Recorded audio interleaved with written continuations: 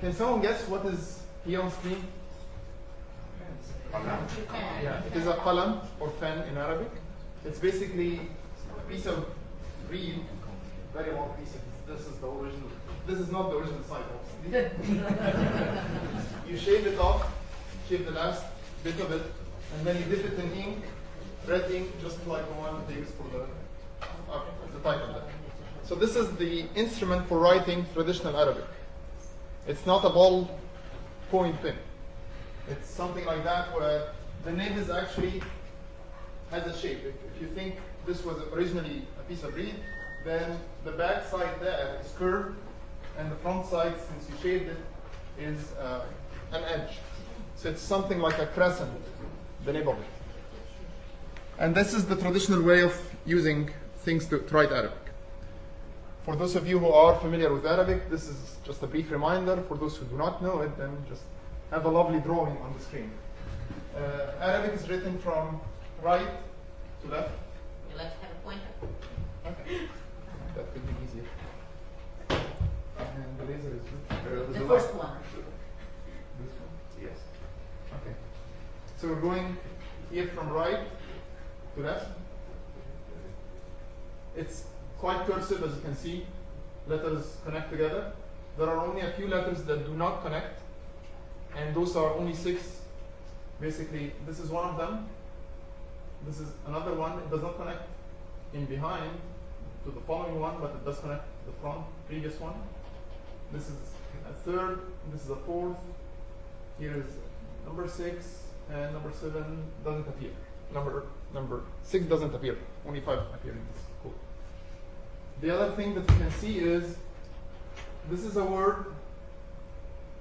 Here is the exact same word again, but much wider. This is the way it is in Arabic. The letters are quite flexible, and you can widen the letters. You can stretch them in order to justify the line for yourself. We do not justify by the spaces between the words, like in Latin. So the elastic part is actually the letters themselves. This letter was made quite long like that to justify things. As you can see, we also have a lot of ligatures. So this form here is actually the same as this letter. It's the same letter, and the same as this one, and the same as this one, that one, and that one. All of that is just the same letter. The letter shape is quite changing depending on its place in the word and upon the ligatures in which it enters. So you need to have all of that. What appears here in the second line and in the third line are from calligraphy books teaching calligraphers how to do this. So they actually, all of these shapes are some, and I underline and quote and emphasize some of the shapes of this letter. So this letter can be transformed to all of these shapes and many more, and the calligrapher needs to just train himself with that. Same goes for that letter that could be transformed and could be stretched to justify things. As you might see, there are a lot of these dots there, and those are the measurements. So basically, I'll try to explain how things are measured in Arabic. We measure them with what's called the noqta. Noqta is the point, the Arabic word for point. And it's basically, you take your pen that I showed you in the first slide, you draw with it, if this is the pen, you basically put it at the angle, and you draw that square. In the Nasq style that I'll be describing mostly, what you saw here is one typeface, one style that's called Nasq of writing Arabic. There are similar to the Latin where you have Roman, fracture, italic, and different kinds of things. We also in Arabic have different styles. In Nasq, the pen itself is held at about 70 degrees from the horizontal. So when you get that square, we took it to be almost from here to here. It's not exactly a diamond shape where those two corners are not on the same horizontal line. So we just approximated it so that the width is almost square root of 2 times the pen width. And that works fine for our case. And here is how things are measured traditionally. This is one just letter there. Obviously, it's a scalable unit of measure, just like the X and the M in Latin. Well, the simple letter that I showed you here, this one, which is again this one, this one, this one, and so on, which seems to be a very simple and innocent vertical stroke, is not so innocent. It's not, vertical is not really vertical. You cannot just say, I have point 1, I have point 2, and let me have a stick between the two of them. It's not like that. If you want to just specify it with 2 points that make a line in geometry, you need to explicitly specify tangential angles and tension and controls and so on, so that you can get things corrected. If you specify it with 4 points like this, in Metafont you just normally say something, draw and the 4 points, which is much easier to use. If you put more points like this 5 here, that will be redundant. So there is an analysis that you need to do on how many points do I need to have in that glyph, and what is the location of those points. And the lesson that we learned here, Amir, my co-author, and myself, is that we listen to a lot of calligraphers, we see a lot of calligraphy books, but then we think geometrically and analytically and watch for sharp bends and asymmetric strokes. This is the lesson that we learned. We try to capture the main features that a human would use when writing such things. So the bending that happens here told us that we should have a point around this region and around that region. We thought of primitives. If most of you are familiar with the Latin, so you might know those things as parts of the letters in Latin. The stem, the bow, these appear, for example, in R, capital R and capital B. Those appear everywhere. And you have different kind of primitives there. In Arabic, we also could use the idea of primitives, and actually calligraphers teach Arabic writing through primitives like that. So these 2 letters, this is called the letter Waw, and this is Ra. They both have this part, which is the tail going down like that, as a primitive in them, and then you put the head of the Waw or that stem for the Ra. And basically, when we thought of this and compared to what Knut did in his computer model, we found that he did not use a lot of primitives. He actually just used, for very simple things like serifs and so on, small subroutines to get those. And mainly his idea was to parameterize the whole font, or the whole programs, to get a lot of fonts out of that, not just a single font. And in our case, we are parameterizing those primitives, not for the time being, not to get multiple fonts, but just to get one font that would have flexible enough letters so that all of these extension and flexibility could occur within the letter design. So this is how we started thinking about that. And we divided our primitives into various types. The first type is just similar to the tail that we just saw in the previous slide, where it's something that does not change its shape much. Just static, would be used in many letters as is. The second type is slightly more dynamic and could change to some extent, like the aleph, the vertical stem that I described 2 slides ago. That will change a little bit, as we will see. And also the head of the Waw, which is this small circle up there. We will have to change it a little bit. That is a primitive in itself. The third type is quite flexible, and you'll see how we used it and why we did it like that. Just to speak a little bit about the second primitive and to see how this head changes, these are examples from 3 different calligraphy books. First example, second, and third. They all claim, for those of you who can read Arabic, that if you just take that part, which is the head of the Waw, and fix it on top of that letter, you would get this shape. This is not mathematics, by the way. In case you're wondering, the plus and the equal sign, that's not mathematics. And also, if you get this thing here and clap it to this one, you get this one. But as you can definitely tell, this head looks quite different from that head. It's not the same. So these are really approximate directions. A calligrapher would write that and present it to his disciples, and then with time, with practice, a lot of time, the disciple will learn how to really change the shape as time goes by, and would form the correct letter correctly. Meta font is not that intelligent yet, so it cannot really learn by time. We need to inherently put that into the design. The other thing is they claim here that all of these strokes are similar to the aleph, the stem, the vertical stick that I showed to you, but we found that this is the aleph, and this is slightly inclined, and it can go here and there, and then can have this extra that is similar to the serifs in Latin script. So that primitive could be parameterized to incline a little bit and give us what we can use in these things. That primitive could be also changing a little bit and give us the different possibilities that we can see here. That's type 2 primitive, which is not very flexible and very dynamic, but it is to some extent dynamic. The third type taught us that flexibility is really a virtue.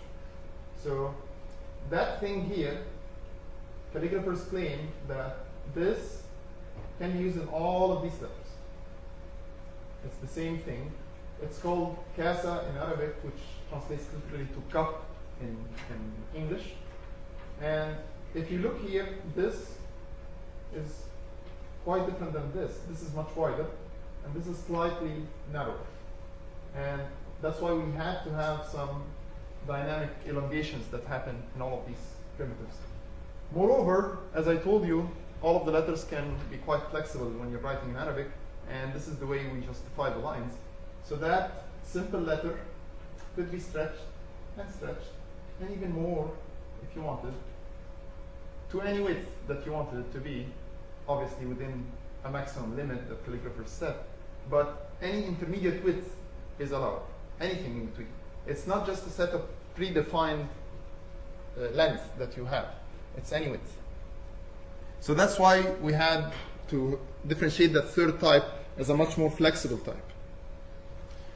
Now let's think again. I told you that Arabic is cursive, it's connecting. It's not like Latin where everyone is a separate entity, a box on its own. So how we connect things, how we join hand in hand and work together.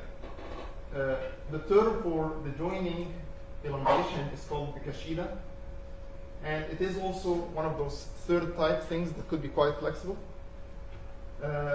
If you look here, this is a letter, and intentionally I left that empty place, and then this is the second.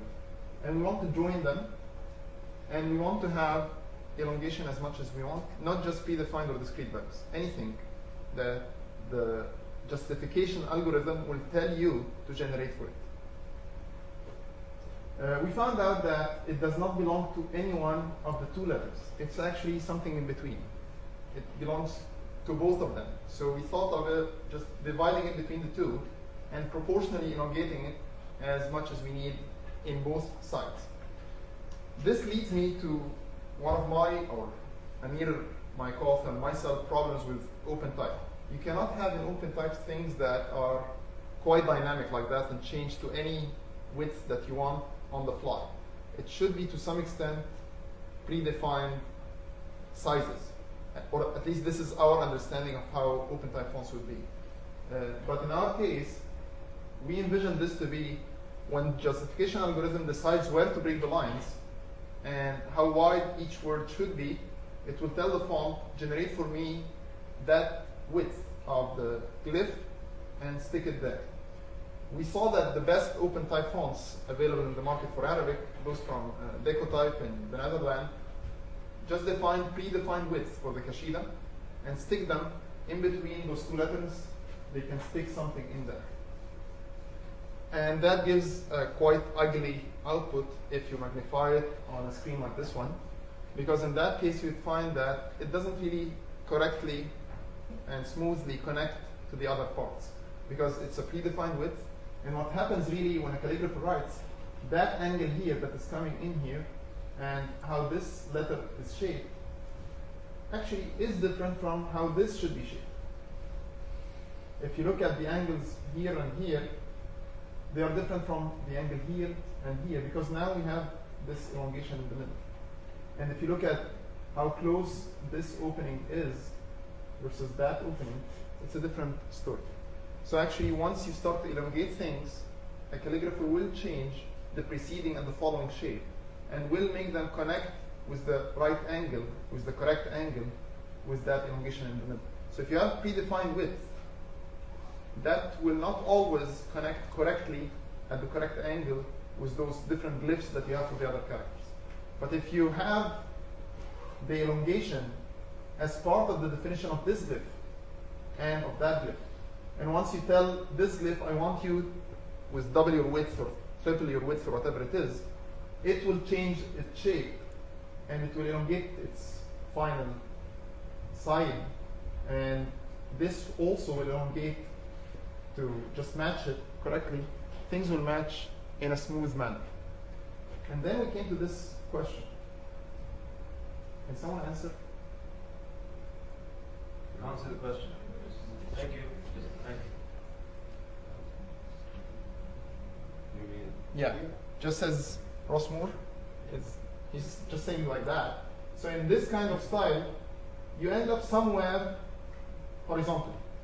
So we decided that you would extend this side till it becomes horizontal, you would extend that side till it becomes horizontal, and you just join them when they are both running horizontally on the line. This is correct for the naskh style, because the naskh style has at the end somewhere a horizontal stroke that goes on. But other styles, as Jonathan would know from the Urdu, when they write naskh tariq or Farsi, in the Farsi language, it's completely oblique. It doesn't go horizontal anywhere. So in that case, you would need to look at those different writing styles of the Arabic script and notice that the Arabic script is used for a multitude of languages. It's the second most widely used script after Latin. It's used for about 15 languages or so. In that case, if you're using any of those other styles of writing Arabic, you would define a direction of movement as a parameter to generate that style that would not be horizontal. It would be at the inclination angle of that style, whatever it is. Would it be a straight line or would it be itself curved? It most probably, just like this one is a curve, the other thing would be also a curve incline. And then you need to study it somehow. We did not build that study yet. Okay. Taco and Hans yesterday were asking me about when you just stack things up like that, how do you do it? And basically, this is the way that we try to analyze what a human does and translate it into metaphor. Basically, at the end, the baseline is the base. So there should be a baseline here underneath that character and that character. But those things stack up. We used in that case the declarative nature of metafont to help us. Basically, we know that we want to start this word here on the right, because this is the right direction. We started here defining the x of point 1. But now we wanted to define where is the y of point 1. We do not know the y of point 1. We know the baseline. So we actually know the y of point 3. And knowing that here we will have this letter and the difference in height between 3 and 2 would be something. So we now have the y2, y of point 2, and then we get the y of point 1. So basically, to form a complete word, we started from the right here for the horizontal positioning, and we scan the letters till we find the letter that sits on the baseline, and we trace back to find the vertical positioning from left to right, and then start writing again from the right. Sounds complicated, but it's not that much complicated once you understand. So start from here, find out where is your x and y, and start writing. And now if you want to stretch things, this is the same word that we had just now. And you can stretch it a little bit by putting a kashida in between those two here. Or stretch it more by basically breaking this ligature into the original form of the letter and that second letter. Or adding yet more kashidas here. And all of that should happen automatically when the justification algorithm tells you, I want this word to be that wide. This is not yet done. So just don't ask me how all of this is done currently manually. We do that length manually. But then we faced another question that we do not have a complete answer for it yet, which is, what are the priorities when different possibilities exist? Here I could elongate this one or that one. I could have broken the ligature first before elongating here. So which one has a higher priority? If I wanted to widen this word a little bit, shall I break the ligature first or shall I use a kashida first? We did not find codified rules in any calligraphy books. Each calligrapher does things in a different manner. And I guess that at the end we need to find out a set of rules that suits our design here and work with it. So this is still an open question for us. The other thing is for kerning. If you look at those two words, this is the word that means weights, the plural of weight. And this is the same word but with kerned letters. For an Arab-speaking or a native Arab script reader, whether it's Arabic or Farsi or Urdu or anything, this looks very ugly. Because here basically each letter is in a box on itself, by its own, and the following letter follows it after the whole letter ends. So after the tail ends here, that new letter starts. In a human written document, you would find it kerned closely together like that. So basically we had to think of an idea of how to kern things without having all of these tails crunched together. If you notice here, we are raising up the level of these things a little bit higher as we go. We found that several books are written like that. I'm not here just referring to calligraphy manuals, but even actual copies of the Quran, for example, write things in that manner, where wherever you have a follow-up of a few letters with tails or with deep parts like that, they raise it in that direction. Now notice something. This was going in that direction, high, lower, and lower. Now here we're going in the other direction, lower, higher, and higher. So we have multi-directions, multi-vectors here. And basically we decided to raise the level of any deep letter that follows any tail letter. And we define those as being the tail letters. And anything that has depth, like this one, will be slightly raised, a level up. If you have something that has no depth, like this one, sits on the line, it does not change the level. So this letter and that letter are on the same level, but are slightly higher than this one. And then when you reach the end of the word, when there is a space, or just the end of the word, you go back to the baseline again and start again the leveling. So how did we test all of that? Basically, Amir asked a friend to write a GUI for us. This is a very simple interface that he came up with, that friend. He wrote it maybe in 2 or 3 hours for us. Basically, we give it a word or a few words. It parses the word into a stream of characters, and it shows us here if this is the word, this is the stream of 3 characters that this word consists of. Then we manually select the letter form and the length that we want. So we say, for example, that for this letter, I want this form and that length.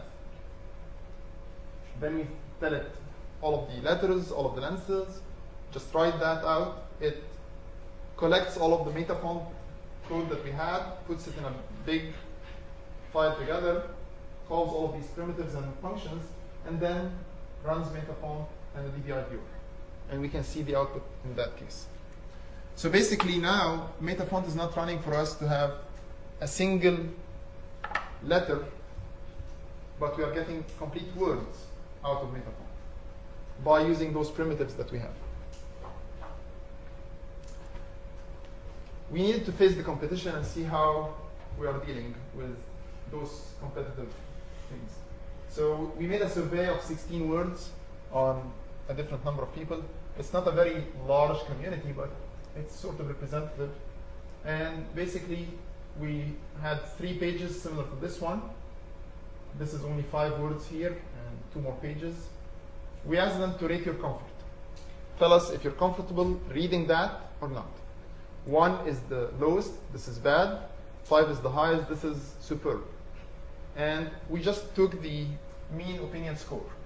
So it's a sort of quantifying a very subjective feeling, which is, are you comfortable reading that or not? Those who are familiar with Arabic, can you guess the competitors? Jonathan? I can't say them, but I know. Okay. So, in any case, then I'll show you the results. It was basically simplified Arabic, traditional Arabic. Both of them are sort of standard fonts that come with Word in Microsoft.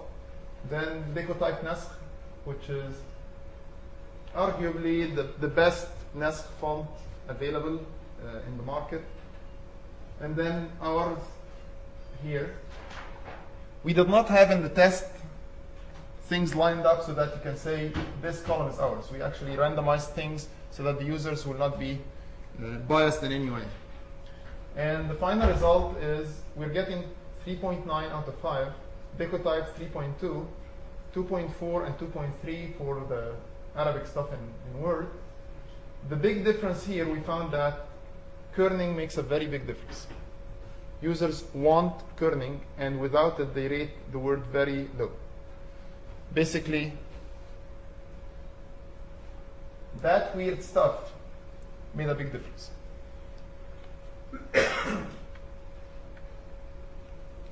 We chose the Word originally to check the connections between the letters and the extension of letters.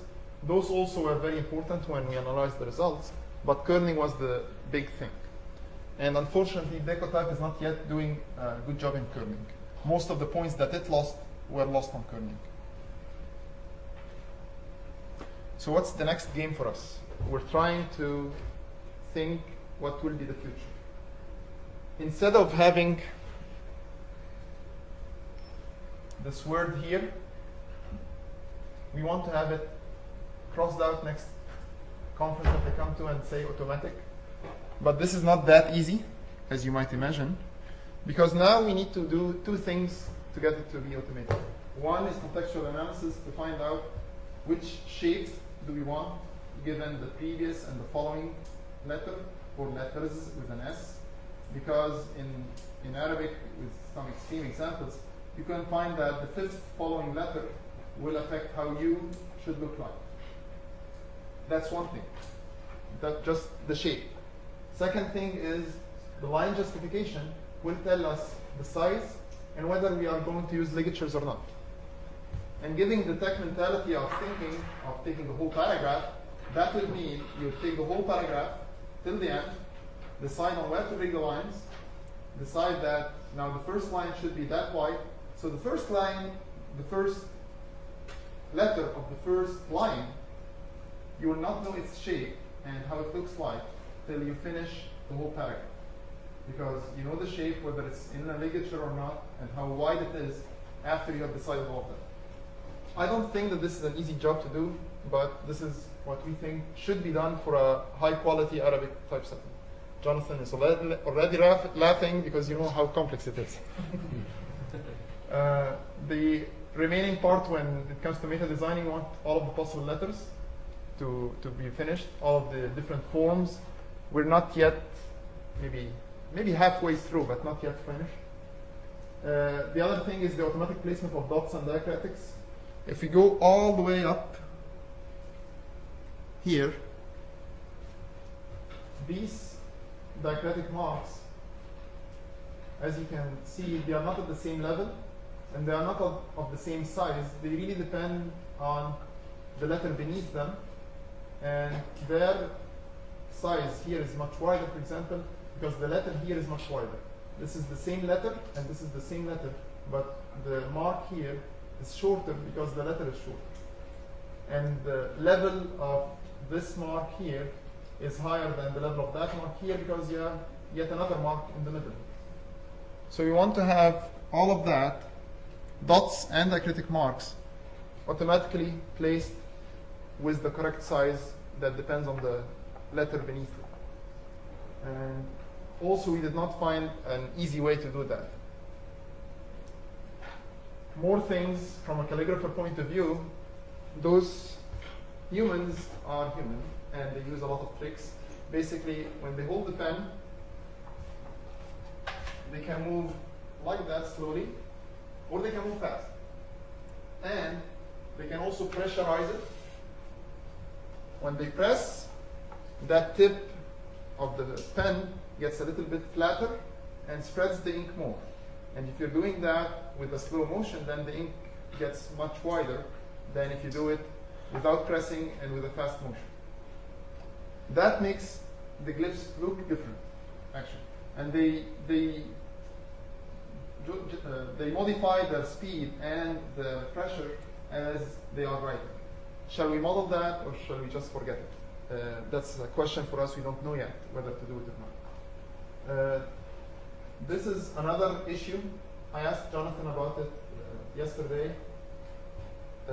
If we wanted, for example, reflowable PDF, as Steve was telling us yesterday, then once you want to reflow things, you are re-justifying things, and that means all of this sources of metafont should be available when the PDF viewer is reflowing all of that. So shall we implement a way to embed all of the metafont sources within PDF and ask the viewers to have basically a metafont engine connected to them to analyze all of these programs and show the correct glyphs at the end. If you think about it, OpenType is becoming more and more complicated. It's becoming a programming language. So there is actually a bit of an engine to analyze OpenType within PDF viewers. So shall we put also a metafont engine? I don't know. Maybe, maybe not. But in our case, we actually think of the metafont sources as the thing that define the font for us. We're not thinking of the bitmap output. We are saying that our design is that source code in metafont, and we prefer it to be kept like that till the end. And we feel that the source of metafont is a much more powerful programming language than the tables of OpenType. Finally, we should think about other writing styles. We're not yet there. We didn't finish one writing style, but hopefully we will finish and go to other writing styles. Thank you, and I'm open for questions.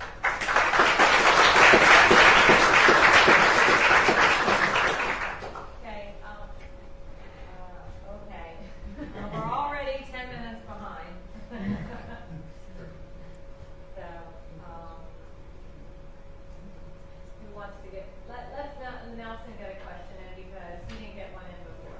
I wanted to ask, if you look at how the evolution of character shapes have gone in the Latin scripts in Europe and in modern Chinese after 1949, the tendency has largely been to simplification. Mm-hmm. Is there any of this activity going on in the Arabic world? Because you have a very strong calligraphic tradition of how things ought to look, and yet you also have larger numbers of people learning to write.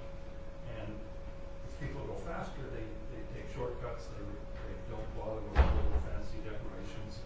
They do. There are styles that have been designed for fast writing, like the style called Rilha, for example, but it's still having a lot of these cursiveness and problems and a lot of stacking actually. The trends to simplify things to the point that it could be in a box and it could be separated ledgers and so on were sort of suggested in the 20th century, early 20th century, and I think Yanis Ramos has a nice paper defining all of these simplifications that were suggested, but none of them got any acceptance in the market. People do not like that. They are still mostly writing with their hand, and they can write quite fast with their hand a cursive script. It's actually faster to write a cursive script by hand than to write a non-cursive script, because you don't need to take the pen off the paper, it's just flowing. And it's quite easy to write it, stacking things vertically when you're not taking your pen off the paper. So that exists, and it's quite fast. People are happy with it when they're writing on a piece of paper. But then, if you are writing multiple books, you will not write on a piece of paper by hand. You need to produce it, you need to have it on a computer, searchable somehow.